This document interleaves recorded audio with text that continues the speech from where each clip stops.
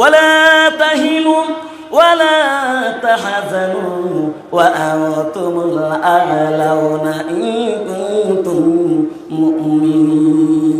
করো ভয় নাই, কোনো চিন্তা নাই, যদি মুমিন হও তাহলে আমি আল্লাহ পাক রব্বুল আলামিন তোমাদেরকে জয় করব। সুবহানাল্লাহ।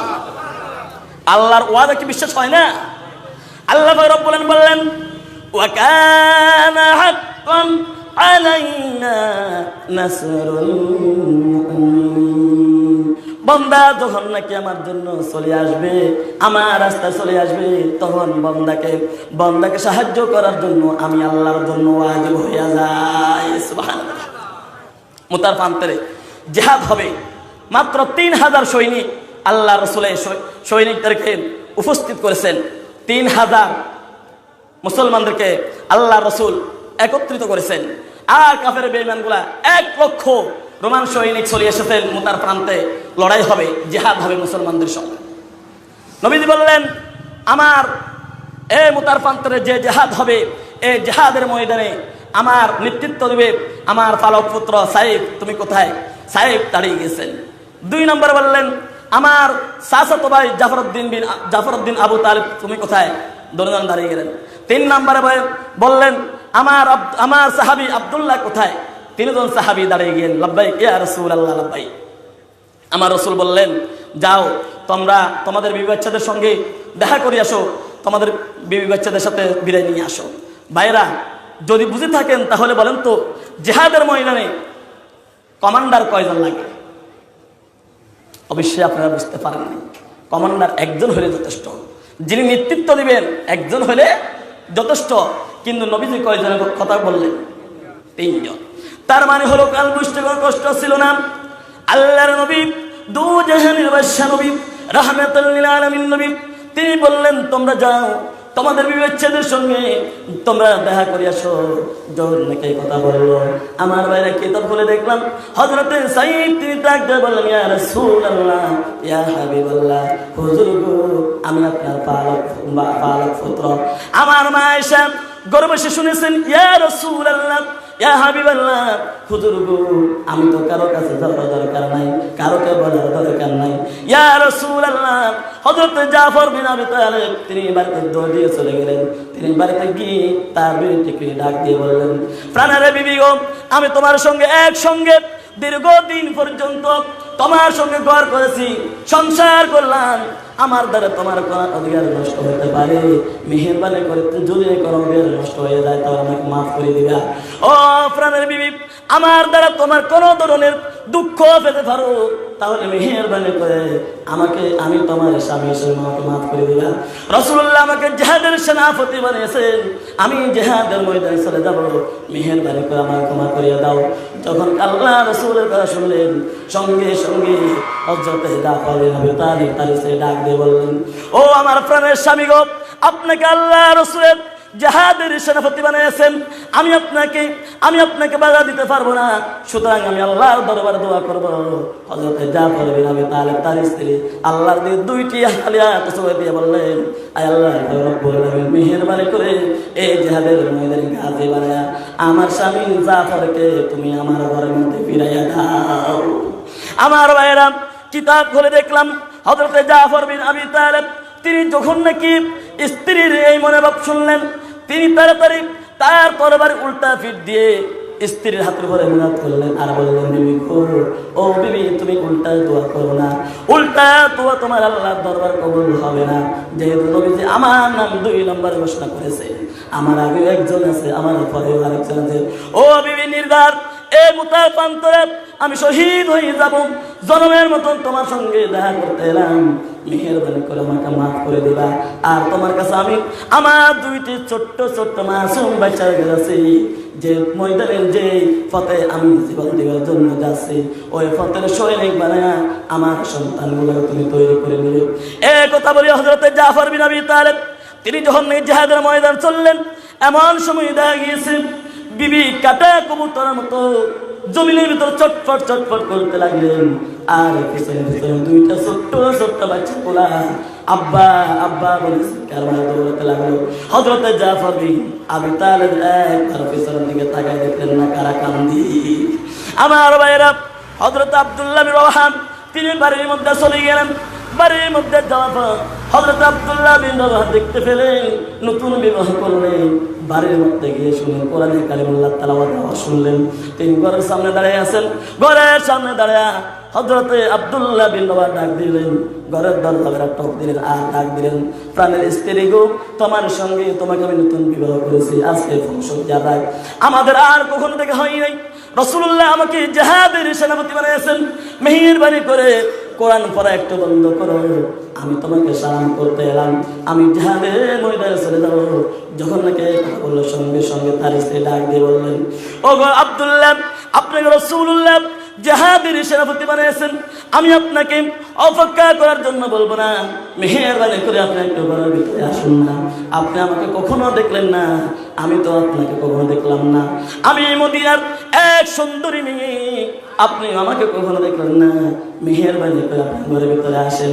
এই কথা বলার সঙ্গে সঙ্গে হযরত আব্দুল্লাহ বিন রওয়াহা ডাক দিয়ে বললেন, প্রাণের স্ত্রী গো, আমি তোমাকে দেখার জন্য ঘরের ভিতরে যাব না। ঘরের ভিতরে যদি প্রবেশ করি, তোমাকে দেখলে বলে আমার অন্তরের ভিতরে প্রেম থাকবে, ভালোবাসা জন্মাবে, আমি পুরা মনে আল্লাহর জন্য পাগল হয়ে জিহাদের ময়দানে যেতে পারবো না, মেহেরবানি করে আমাকে মাফ করে দাও। এই কথা বলার সঙ্গে সঙ্গে হযরত আব্দুল্লাহ বিন রওয়াহা তার স্ত্রী ডাক দিয়ে বললেন, প্রাণের স্বামী গো, আপনি যদি ঘরের ভিতরে আসেন, আল্লাহর কসম করিয়া বলি, ও প্রাণের স্বামী, আমি আপনাকে নিবেদন করবো না, মেহেরবানি করে একটু ঘরের ভিতরে আসেন, যেহেতু আপনি আল্লাহর রাস্তায় শহীদ হয়ে যাবেন, আমি কালকে আমাদের ময়দানে কি জবাব দিব আল্লাহকে, আমি শুধু এইটুকু আপনাকে দেখিয়ে রাখবো, কালকে আমাদের ময়দানে কোটি কোটি জাহান্নামী বান্দা আল্লাহর সামনে দাঁড়াবেন, কিয়ামতের ময়দানে উঠবেন, আমি শুধুমাত্র কিয়ামতের ময়দানে আপনি আমার স্বামী হিসাবে আমি যাতে পরিচয় দিতে পারি, এটুকু আপনাকে দেখার জন্য সুযোগ করিয়া দেন। যখন নাকি এই কথা বললো, সঙ্গে সঙ্গে হযরত আব্দুল্লাহ বিন রওয়াহা ডাক দিয়ে বললেন, ও প্রাণের স্ত্রী সুরভ, যদি নাকি এই হক তোমারে থাকে, তাহলে আমি যে মহান রব্বুল আলামিনের জন্য পাগল হইয়া, যে মহান রব্বুল আলামিনের জন্য আমার জীবনটুকু দেওয়ার জন্য চলে যাচ্ছে, ওই মাহবুব মেহেরবান কালকে কিয়ামতের ময়দানে আমাকে আর তোমাকে স্বামী স্ত্রী বলে পরিচয় করাইয়া দিবি। সুবহানাল্লাহ। আমার ভাইয়েরা, কিতাব করে দেখলাম তিনজন সাহাবী 3000 সৈনিককে নিয়ে জিহাদের ময়দানে উপস্থিত হয়ে গেলেন। আমার ভাইরা, যখন ময়দানে উপস্থিত হলো, কিতাবের মধ্যে পেলাম, সালাতুন ইয়া রাসূলুল্লাহ আলাইকুম সালামুন ইয়া চন্ডে গোয়ে বাগমন মস্তানে মন ইনা গোয়ে গুরবা গোরস তানে মন, সালাতুন ইয়া রাসূলুল্লাহ আলাইকুম সালামুন ইয়া হাবিবাল্লাহ আলাইকুম। আমার ভাইরা, যখন নাই কিতাব খুললাম, কিতাবের মধ্যে দেখলাম হযরতে সাইফ অনেকগুলো কাফের বেঈমানকে দুনিয়ার বুক থেকে জাহান্নামে ফেটে দিয়ে এবারে তিনি নিজে শহীদ হয়ে গেলেন। হযরতে জাফর বিন আবি তালিব তিনি জিহাদের ডান্ডা বাড়াবার জন্য সামনে এগিয়ে গেলেন। হযরতে জাফর বিন আবি তালিব তার ডান হাতের ভিতরে কোপ দিল, এবার বাম হাত দিয়ে ইসলামের পতাকা ধরলেন, ইসলামের পতাকা বাম হাত দিয়ে তুললেন। যখন নাকি বাম হাত দিয়ে ধরলেন ইসলামের পতাকা ধরার জন্য, হযরতে জাফর বিন আবি তালিবের বাম হাতের ভিতরে কোপ দিল। দুইটা কাটা হাত দিয়া ইসলামের পতাকা তার বুকের সঙ্গে জড়াই ধরিয়া অসর করে রেখে দিয়েছেন।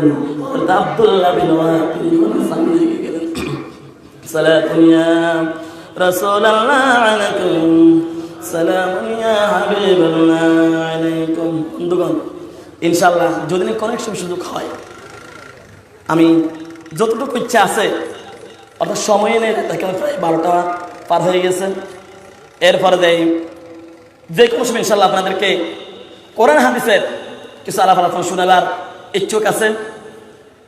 আপনারা দোয়া করবেন, আপনাদের দোয়ার বরকতে বিভিন্ন এলাকায় বিভিন্ন জেলায় গিয়ে কোরআনের দাওয়াত দিই, আপনাদের কাছে দোয়ার মহতাজ। এই যে আপনাদের এখানে আসার আগে নাঙ্গলকোট থেকে একখানা কল এসেছেন, যে বললেন হুজুর আপনাকে আমাদের এখানে আনার জন্য আমরা গেছিলাম প্রধান বক্তা হিসাবে, আপনার হাদিয়া কী দেবেন? তো তো আমি বললাম যে আমার তো কোনো হাদিয়া নেই, তবে আমার কিছু কিতাব কেনার জন্য কোনো ব্যক্তি যদি কি আমার মাদ্রাসা হয়েছে, এই যে মাদ্রাসা এটা সুনামের ট্রাস্ট হেফজুল কোরআন মাদ্রাসা, যেটা নাকি আলী মুর্তজা সাহেব দিয়েছেন, ওইখানে আমি আছি। আর আমার জুমা হয়েছেন হারওয়াল শরী লম্বাবিল সৃষ্টিয়া গৌসিয়া মাদ্রাসার মসজিদে আমি জুমা পড়াই। তো আমি বললাম যে আমাকে কিছু কিতাব কেনার জন্য সামান্য টাকা দিবেন, 15 থেকে 20 হাজার টাকা দিলে আমি ইনশাল্লাহ যথেষ্ট হবে। তো ওরা আমাকে দাওয়াত করছেন ইনশাল্লাহ। এভাবে ইসলামের খেদমত নিয়ে, সুন্নিয়তের খেদমত নিয়ে বিভিন্ন জেলায় জেলায় আমি যাই। আপনারা দোয়া করবেন, আমি আপনাদের কাছে দোয়া চাই।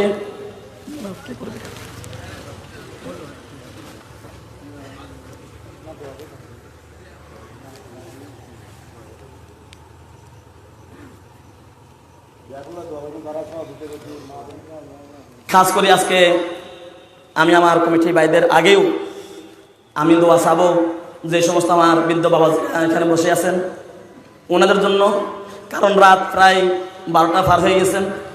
শুধুমাত্র আল্লাহ এবং তার রসুলকে মোহাব্বত করিয়ে আপনারা এই স্থানে বসে আছেন। আমি জানি যদি নাকি এই স্থানে বলা হয় আপনাদেরকে 5,000 টাকা দিবে, কিন্তু এই বৃদ্ধ বাবাদের সবাই বসবে না, কখনো বসবেন, কখনো বসবে না। তবে যুবক ভাইয়েরা বসবে, কারণ যুবক ভাইয়েরা জানে রাত যখন 12টা বাজে মা বাবা ঘুমাইয়ে যায়, আর যুবক ভাইদের ফেসবুকের সময় হয়ে যায়। কি বলেন, ঠিক না?